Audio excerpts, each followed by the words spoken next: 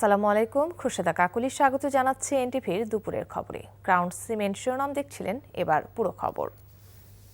ঢাকা বিশ্ববিদ্যালয়ের শিক্ষার্থী এবং ছাত্রদলের এএফ রহমান হল শাখা ছাত্রদলের সাহিত্য সম্পাদক শাহরিয়ার আলম সাম্য হত্যার বিচার এবং বিশ্ববিদ্যালয়ের উপাচার্য ও প্রক্টরের পদত্যাগের দাবিতে উপাচার্য কার্যালয়ের সামনে অবস্থান কর্মসূচি পালন করছে ছাত্রদল নেতাকর্মীরা। ঢাকা বিশ্ববিদ্যালয়ের শাখা ছাত্রদলের নেতাকর্মীরা সোমবার সকাল থেকে উপাচার্যের কার্যালয়ের সামনে অবস্থান কর্মসূচি শুরু করেন। এ সময় ছাত্রদল নেতারা অভিযোগ করেন, সাম্য হত্যার বিচার নিশ্চিতে শুরু থেকে অবহেলা করছে বিশ্ববিদ্যালয়ের প্রশাসন। বিশ্ববিদ্যালয় এলাকার নিরাপত্তা নিশ্চিতেও প্রশাসন ব্যর্থ হয়েছে বলে অভিযোগ ছাত্রদল নেতাদের। এ সময় ছাত্রদল নেতা সাম্য হত্যার দায় নিয়ে অবিলম্বে উপাচার্য এবং প্রক্টরের পদত্যাগ দাবি করেন ছাত্রদল নেতারা। সাম্য হত্যার বিচারের দাবিতে ভিসি কার্যালয়ের সামনে ছাত্রদলের নেতাকর্মীদের অবস্থান কর্মসূচি সংবাদ সংগ্রহ করছেন আমাদের স্টাফ করেসপন্ডেন্ট নূর হোসেন। সরাসরি যাচ্ছে তার কাছে। নূর, ছাত্রদল নেতা সাম্য হত্যার জন্য বিশ্ববিদ্যালয়ের প্রশাসনকে কেন দায়ী করছে ছাত্রদল, আর কি বলছে এ বিষয়ে বিশ্ববিদ্যালয়ের প্রশাসন?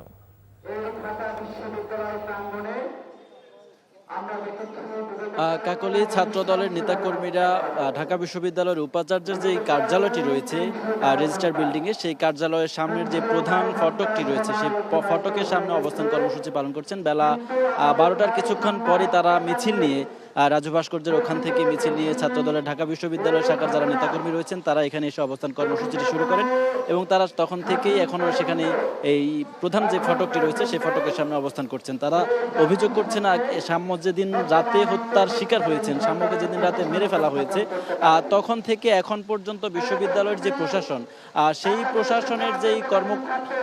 প্রশাসনের যে উদ্যোগ, সেখানে তারা কিছুটা অবহেলা দেখতে পাচ্ছেন। তারা বলছেন যে সাম্যের হত্যাকারীদেরকে চিহ্নিত করা, তাদেরকে বিচারের আওতায় আনার ব্যাপারে বিশ্ববিদ্যালয় প্রশাসনের পক্ষ থেকে যে উদ্যোগ দরকার, যে কর্মকাণ্ড দরকার ছিল, সেটি তারা এখন পর্যন্ত লক্ষ্য করেননি। তারা এই অভিযোগও করছেন বিশ্ববিদ্যালয়ের শিক্ষার্থীদের অভিভাবক হিসেবে ঢাকা বিশ্ববিদ্যালয়ের যিনি উপাচার্য রয়েছেন তিনি নিজে উদ্যোগী হয়ে মামলা করতে পারতেন, কিন্তু তিনি কোনো মামলা করেননি। কেন করেননি সেই প্রশ্ন বিশ্ববিদ্যালয় ছাত্রদলের নেতাকর্মী যারা এখানে এসেছেন তারা সেই প্রশ্নটি তুলছেন। তারা বলছেন, প্রক্টরের পক্ষ থেকেও কোনো মামলা করা হয়নি, উপাচার্যের পক্ষ থেকেও কোনো মামলা করা হয়নি। কেন করা হয়নি সেই প্রশ্নটি তারা বলছেন। যারা এখানে আজকে অবস্থান কর্মসূচি পালন করছেন তারা বলছেন যে এজন্য এর আগেও বিশ্ববিদ্যালয়ে এই প্রশাসন দায়িত্ব নেওয়ার পরপরই একটি হত্যাকাণ্ডের ঘটনা ঘটেছিল বিজ্ঞান অনুষদের ওখানকার একটি হলে।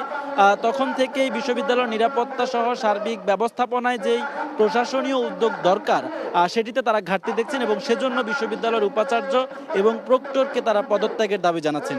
তাদের পদত্যাগের দাবিতেই তারা তাদের এই অবস্থান কর্মসূচি চালিয়ে যাচ্ছেন।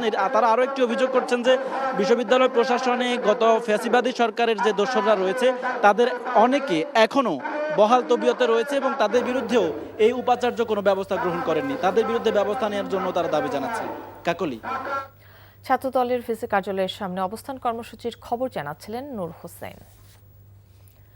ইশরাক হোসেনকে মেয়রের দায়িত্ব বুঝিয়ে দেওয়ার দাবিতে ঢাকা দক্ষিণ সিটি কর্পোরেশনের নগর ভবনের সামনে আজও অবস্থান কর্মসূচি পালন করেছেন তার সমর্থকরা।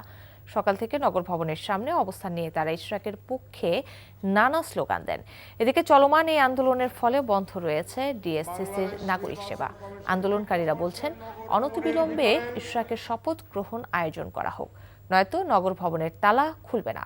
24 ঘন্টার মধ্যে ইশরাকের শপথ না হলে কঠোর আন্দোলনে যাবার হুঁশিয়ারিও দেন আন্দোলনকারীরা। সরকারি প্রাথমিক বিদ্যালয়ের সহকারী শিক্ষকরা সারা দেশে পূর্ণদিবস কর্মবিরতি পালন করছেন। 3 দফা দাবিতে এই কর্মসূচির ফলে সারা দেশের শিশু শিক্ষার্থীদের শিক্ষা কার্যক্রম ব্যাহত হচ্ছে।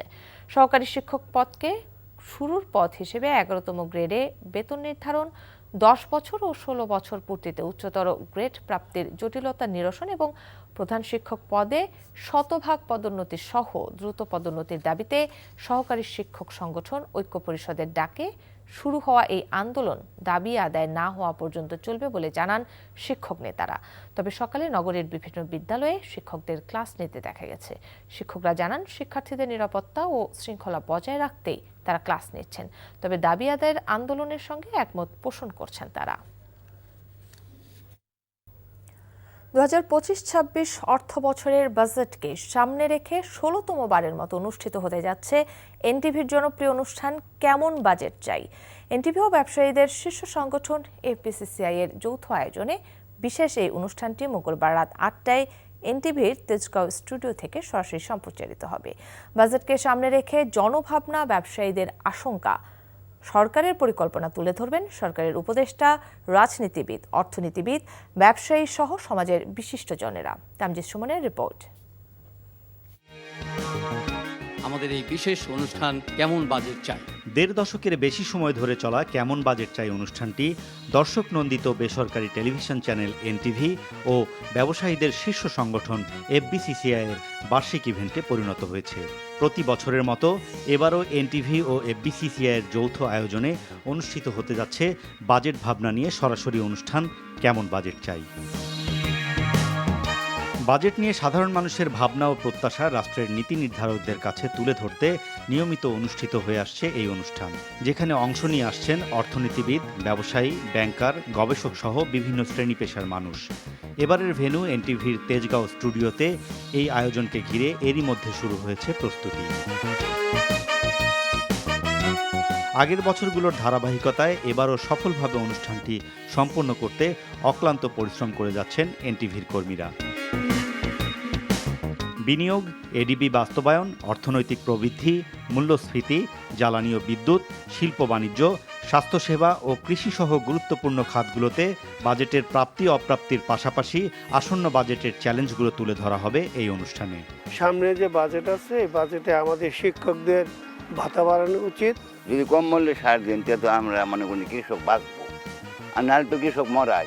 পুরো আয়োজনটির সঞ্চালনায় থাকছেন এনটিভির বার্তা প্রধান জহিরুল আলম। আয়োজনে বিশেষ এই অনুষ্ঠান কেমন বাজেট চাই। অনুষ্ঠানে প্যানেল আলোচক হিসেবে থাকবেন অর্থ উপদেষ্টা ও বাংলাদেশ ব্যাংকের সাবেক গভর্নর ডক্টর সালেউদ্দিন আহমেদ, সাবেক মন্ত্রী ও বিএনপির জাতীয় স্থায়ী কমিটির সদস্য ডক্টর আব্দুল মঈন খান, অর্থনীতিবিদ ডক্টর দেবপ্রিয় ভট্টাচার্য, জাতীয় রাজস্ব বোর্ডের চেয়ারম্যান আব্দুর রহমান খান, এফবিসিসিআই এর প্রশাসক মোহাম্মদ হাফিজুর রহমান ও বিকেএমই এর সভাপতি মোহাম্মদ হাতেম। এছাড়াও অনুষ্ঠানে থাকবেন সরকারের নীতি নির্ধারক, অর্থনীতিবিদ ও শিল্পপতিরা। মঙ্গলবার রাত 8টায় শুরু হয়ে কেমন বাজেট চাই অনুষ্ঠানটি বিরতিহীনভাবে চলবে এনটিভির 10:30 রাতের খবরের আগ পর্যন্ত। আর দর্শকরা পুরো অনুষ্ঠানটি সরাসরি দেখতে পাবেন এনটিভির পর্দায়। Tamjid Sumon, NTV news, Dhaka. ভারত থেকে অবৈধভাবে পুশিনের ঘটনাকে গুরুত্বের সাথে দেখা হচ্ছে জানিয়ে ভারপ্রাপ্ত পররাষ্ট্র সচিব রুহুল আলম সিদ্দিকী বলেন, যাদেরকে পুশিন করা হচ্ছে তাদের পরিচয় শনাক্তের কাজ চলছে।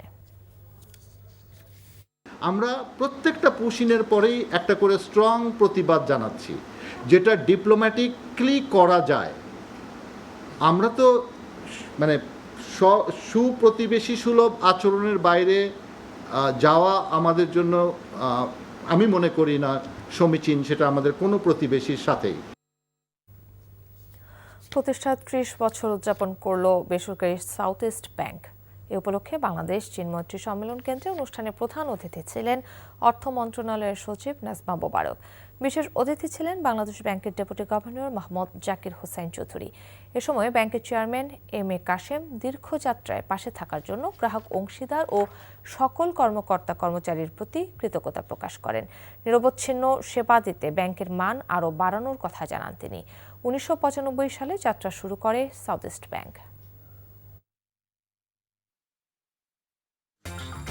এই ছিল দুপুরের খবর। এই খবরের ভিডিও সহ আপডেট জানতে ভিজিট করুন এনটিভি অনলাইন www.ntv.pt.com। এছাড়াও এনটিভির জনপ্রিয় সব অনুষ্ঠান ও খবরের আপডেট জানতে ভিজিট করুন আমাদের ইউটিউব ও ভেরিফাইড ফেসবুক পেজ। 5টায় দেশের খবর দেখার আমন্ত্রণ রইল। ধন্যবাদ সবাইকে।